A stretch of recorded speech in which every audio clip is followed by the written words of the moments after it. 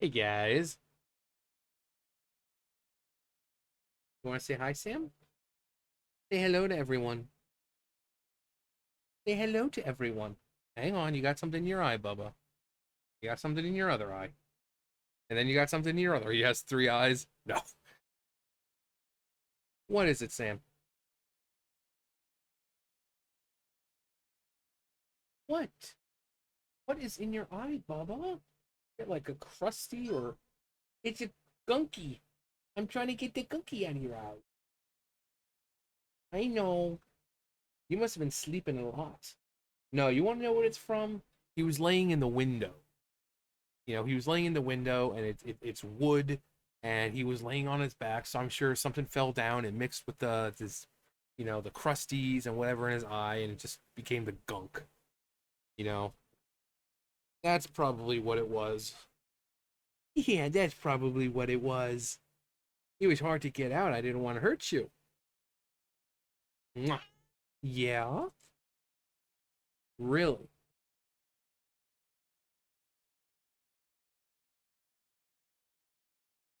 We interrupt this program to bring you Sam. I'll get to the video eventually.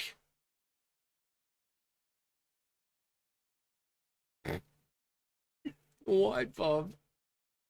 He's my little buddy. He's been my little buddy for like what, almost 10 years now. Ever since he got here and he was like this small, he's just been my little buddy. Isn't that right, Sam? Can you go back over onto the bed?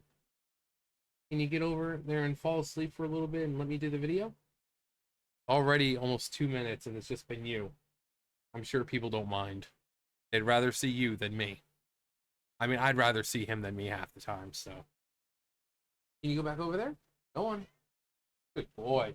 Go make love to my boots or something. He does. He makes love to my boots. Um, so Star Wars. So they just keep producing more Star Wars crap that no one's asking for. The newest one in the form of the Acolyte. Um, and this is basically their idea of promoting the show, the marketing. Now, marketing, the way it works is you create a product, whether it be a video game or a TV show or movie, and you have the actors, you have the producers, and whatever, go out and promote it. Give people reason to intake, to consume said product. Um, you know, and they'll give a brief, in the past, normal people will give a brief rundown of the story. In the story involves a character who is around this age doing this, and the trials and tribulations they go through to achieve their ultimate path at the end. It's like, oh well, it's a coming of age story.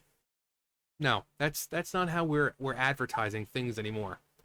Here's one with, I'm guessing, the star of it.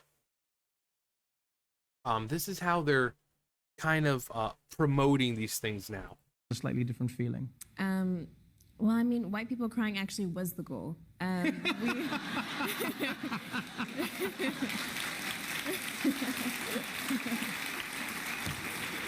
was the goal. Making white people cry was the goal. Wow, interesting. So tell me, what about the story makes you think that we're gonna watch it then? Because this is what's gonna happen. You're gonna alienate the white people, right? Because it's not for them.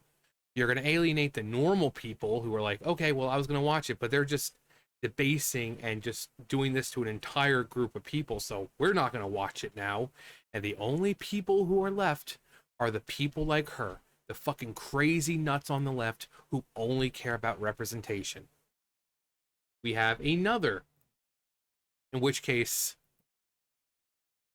terrible marketing as usual. They never tell us why we should watch their show, only babble on about how it's diverse and has representation. This was one, obviously, took like 5 seconds for me to make. Behold our newest ad campaign, The Acolyte. Are you sure this will help us sell The Acolyte? The Acolyte? Simple. It's a nice, simple format, and it explains pretty much how it is. Because here, uh, is the gayest Star Wars.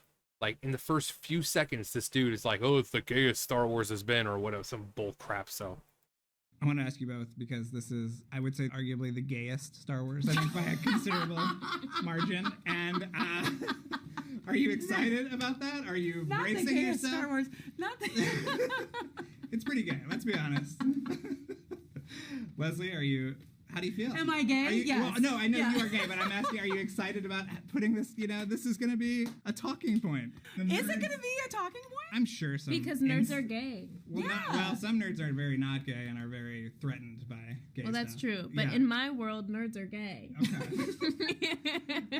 Was this the fun element of? No, I don't think so. And yet people have told me that it's the gayest Star Wars, and I'm frankly You're offended? into it. No. again, don't tell us about the characters or why we should care about the story, care about this universe that's been established since 1977. No, it's the gayest Star Wars to date. Great marketing there, guys. Great marketing there. And then when people don't watch it because they're tired of this sort of marketing, and you're telling people, oh, if you're a white man, it's not for you. And then what happens? It's going to suffer the same fate. First 2 episodes are out, Rotten Tomatoes, which critics give it like an 80 something, and the viewers, regular viewers like me and you, it's around 44. So maybe people are just tired of the bullshit, and yet they just don't get it. They just don't. I've said this before. This is the very definition of insanity. Trying and doing the same thing over and over and over and expecting a different outcome. They've tried it with Doctor Who. They're trying it with fucking Star Wars. Everything you see nowadays, it's the same format. You know, release some kind of marketing where, oh, we're so diverse and this and that. Care only about representation, this and that, while making the show. Care more about showing that diversity than actually creating good story. People don't watch. Viewers go down. You know, ratings go down. They wonder why. You know, meanwhile, they're always like, oh, well, if you're a white male, don't watch. If you hate women and blah, blah, blah, don't watch. And then they're like, oh my gosh, why are we not getting viewers? Maybe because normal people don't give a flying fuck about the gay bullshit. If it's just the way the character is, if it's like one of those things that is written and it's not a big focus, whatever. What the fuck ever. Guess what? Gay people exist. This exists in a galaxy far, far away. I'm sure gay people exist in a galaxy far, far away. But to center your marketing around diversity and inclusion and, oh, the gayest Star Wars, that's not marketing. You're not giving people a reason to be interested.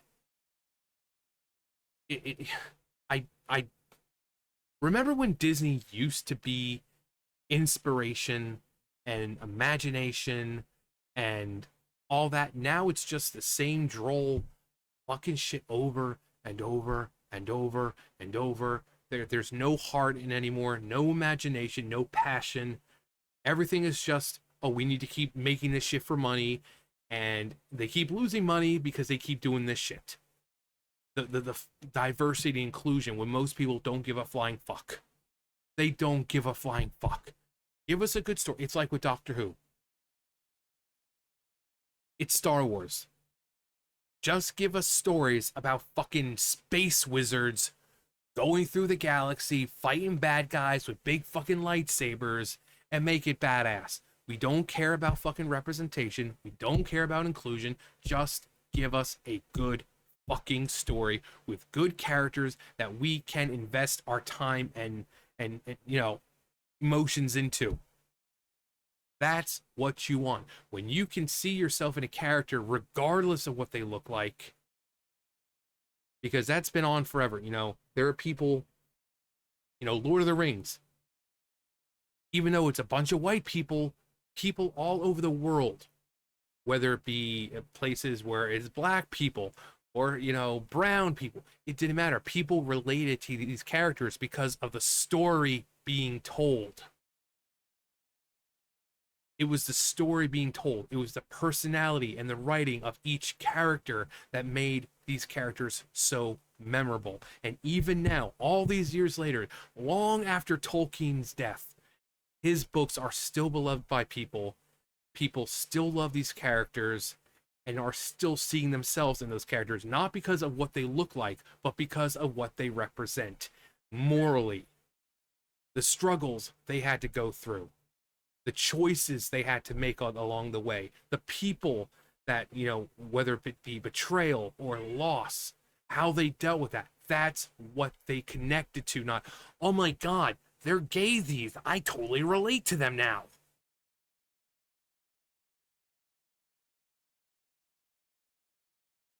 You know, it's like, you know, you look at Lord of the Rings, Rings of Power, and I bring this up. You know, when they were marketing Rings of Power, what did you just keep hearing over and over? The first black female dwarf ever on screen. The show has a lot of diversity, representation. Not about, nothing about, oh, it's a great story with rich, engaging characters. No, representation, diversity. These people who in the show are like, we're activists and this and that. Give us a reason to be invested. Simple as that. Doctor Who, same thing. They're so focused on representation, diversity, and the message that they're failing to understand that the most important part of the show, being the story, is what people care about. If you're not telling a good story, no one's going to watch it except for those few weirdos who are just, oh, I don't care if it's a bad story. I just care about the representation and inclusion. But this marketing tactic that people are using repeatedly, you see things like this where they fail. But you see stuff like the Mario movie, Five Nights at Freddy's, that had actual marketing, and they did well. Look how much Mario made. It was like, what, $1 billion, I think it made. It was huge because they marketed it the correct way. They didn't add politics. They didn't add fucking gender and identity and inclusion and diverse. No, it was like, it's fun for the family. It's a great story. It's characters that we've known for decades. You know, it stays true to the characters, and it's a rich, colorful environment. Yeah, Five Nights at Freddy's, same thing. It did great given the fact of how much it actually took to make it. It did exceedingly well. Why? Because then it's, oh, well, it's an extremely diverse cast, and oh, no. We're making a Five Nights at Freddy's movie. Scott Cawthon is helping, and we're going to make it for the fans. We want to put what they know from the games onto the big screen and give them something to enjoy. And what do you know? They made money. You put this shit out, they lose money. Gee, can't imagine why. Can't fucking imagine. But sure Hollywood, sure Disney, keep doing the same shit over and over, expecting a different outcome. If you're in the business of losing money now, then you're well ahead of the game. You're well ahead of the game, because that's what's going to keep happening. That's what's going to keep happening. Keep telling white people and white men not to watch it, and keep trying to, oh, it's the gayest Star Wars. Keep pushing the crap that no one really gives a flying fuck about. Lose those ratings and viewers, and keep losing money. Just go ahead. Keep doing it. It's worked so well for you, right? It's worked so well. But this is marketing now in current day. Don't talk about the story or the characters or anything like that. No. Just talk about diversity, inclusion, and how it's the gayest. Also, one more thing to add. Can someone please tell me why they seem to think that black men only have this hairstyle? This is from the Acolyte. And so I put this. I put, oh boy, that hairstyle again. Do they really think that black men only have like one goddamn hairstyle? Why? Of all hairstyles they could pick, why is it always the like the comb over dreads. Why? We're so tired of seeing this too, this unoriginal, uninspired bullshit. This is why people just aren't interested in this shit anymore. It's just uninspired. Also, this chick's dad is fucking white. This fucking white. What a fucking cunt. What a fucking cunt.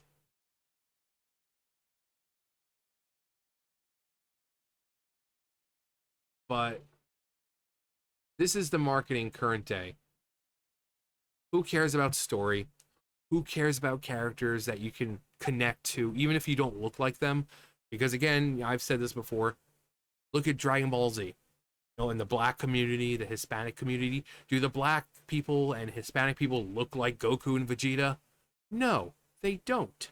But they connect to Goku and Vegeta on a more emotional and, you know, personal level because it's like determination, not giving up, family, and they see themselves that way.